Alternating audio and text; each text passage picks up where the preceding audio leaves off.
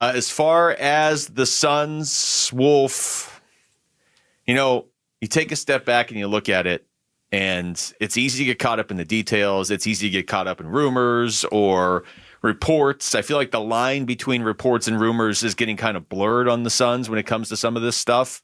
Like the Bradley Beal thing. Did they really move him to the bench because they feel like it's the right thing to do? Did they really do that because they want him to waive his no trade? Like that's kind of, I would assume, a rumor that's kind of been tossed out there like a report, whatever. You take a step back from all of it. What even is the best case scenario now for this season? Man, that is really, really hard to answer that question. It really is. What is the best case scenario? You know me, Luke. My brow does not furrow often. It does not. Well, you're wearing that hat, so I wouldn't be able to. It does not when it comes to sports, brothers. But I've been through some really trying times, of course, in my life. Thank you, Lord God, for your faithfulness to me. But having said that, my brow is furrowed on this version of the Phoenix Suns, and I am frustrated, heavily frustrated at what I'm seeing right now. They've got a problem, and I am trying to figure out if that problem is actually fixable for this team. Collectively, they're not tough. Yet at the same time, I don't think the Jimmy Butler thing, it's starting to fade. We've been talking about this so far this morning. You know how gung-ho I was in regard to going and getting Jimmy Butler, and he was the silver bullet. He was going to fix everything. And now just the more and more research I do, the more I read about the situation in Miami and what is going on there, the more I am cooling on Jimmy Butler. And what is the best case scenario for the Phoenix Suns? It's without a doubt. They figured this thing out and they changed their course and they start playing differently. And because they're playing differently, they start winning games. Now, do they have other things they've got to address? The Jusuf Nurkic thing is just, wow. At some point in time, do the Phoenix Suns need that going on right now? That I feel like needs to get addressed first and foremost. Like that's got to happen first because with all due respect to Nurk, it doesn't even feel like he's on the team right now. I know. It's just like, and I know he's the flu or whatever, but it's just like, even before that, it was like, okay, is he here? Are you trying to move him? It sure seems like you're trying to move him. Wolf, when they moved Bradley Beal to the bench, they also moved Nurk to the bench.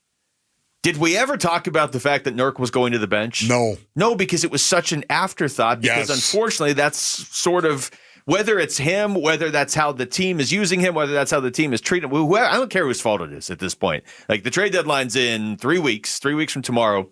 You got to figure stuff out. And you're right. Best case scenario, whatever that looks like, it definitely looks like them figuring out what they're doing at the center position. Yes. And that's part of it. And again, you know what, Nick Richards, I love the more I research Nick Richards as well. I'll and talk to some people about this. Yeah. Some people that are in the association, of course, being able to talk to them. This is a guy drafted in the second round pick. This is a guy who took the road less traveled. This is a guy that's going to come in and give you everything he's got.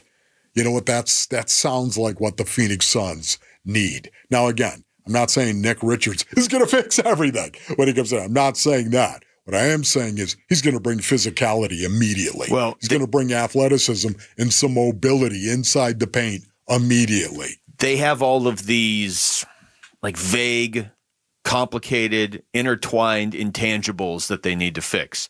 And then over here they have, we need physicality and rebounding. So frustrated. So at least fix the physicality and rebounding thing first. Figure that out. Because if you don't fix that, the other stuff is probably ultimately not going to matter. I mean, look at the best case scenario, I guess, would be you can bring in Jimmy Butler and his attitude flips and he loves it here and he loves Phoenix and he's excited. And I'm saying the best case scenario. And all he wants to do is play on a team with Booker and KD and those three gel and they vibe and they're doing. If you still can't rebound, you're not going to win the championship. Yeah. You got to figure out how to rebound. Yeah, but again, the reason why I'm so, at least I was, so sold on Jimmy Butler is collectively they're not tough. And I think he's going to bring an awful lot of toughness and would bring toughness and that mentality. And it starts with one. And again, I was talking about if you find another guy that is in there, Royce O'Neal, another guy who's got that kind of mentality and that toughness. Have you ever heard iron sharpens iron, right? Have you ever heard that before? Of course. And then you get two guys who are doing it, and they're sharpening each other's iron. And suddenly it's 3, and then goes to 4. The mentality has got to take this team over. They have tough guys individually. They have tough-minded individuals in that locker room. But collectively right now, they're not. You said this before, and I couldn't agree more. They just, I'm not trying to rhyme. They just don't have an identity as a team. Do they have collectively talented individuals? Yeah, very much so. Do they have tough guys? Yeah, they do. Do they have a good coach? Yeah, he just won the championship a couple years ago. Unfortunately, we all remember it because it was at the expense of the Suns. But coaching is not the issue. I'm convinced of that. But collectively, something's off. And I'm going to throw 2 stats at you here before we go to break, okay?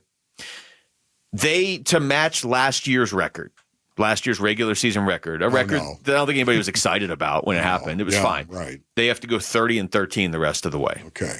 Do they look like a team that's going 30-13? What is that winning percentage right there? Rick, get on that. Like 72, probably, maybe 70. Wow, that's way to go. I'm throwing. I don't know. It's impressive. Right. It's a little less than 75. But that stat, okay, that's daunting. And that's just to get to 49 wins like they had last year, which was not like nobody was planning a parade after 49 regular season wins. I will say, though, so they're 19-20 right now. Their record after 39 games last year, they were only 21-18. They really weren't that much better last year at this point. Yeah, but remember all the injuries they had last year. Yeah. That's different. That's what's alarming now. You have the big 3, and you're losing to Charlotte and Atlanta. And you need the wins more than those teams do right now. Thanks for watching Wolf and Luke. Tap to see more and click the button in the middle to subscribe to Arizona Sports.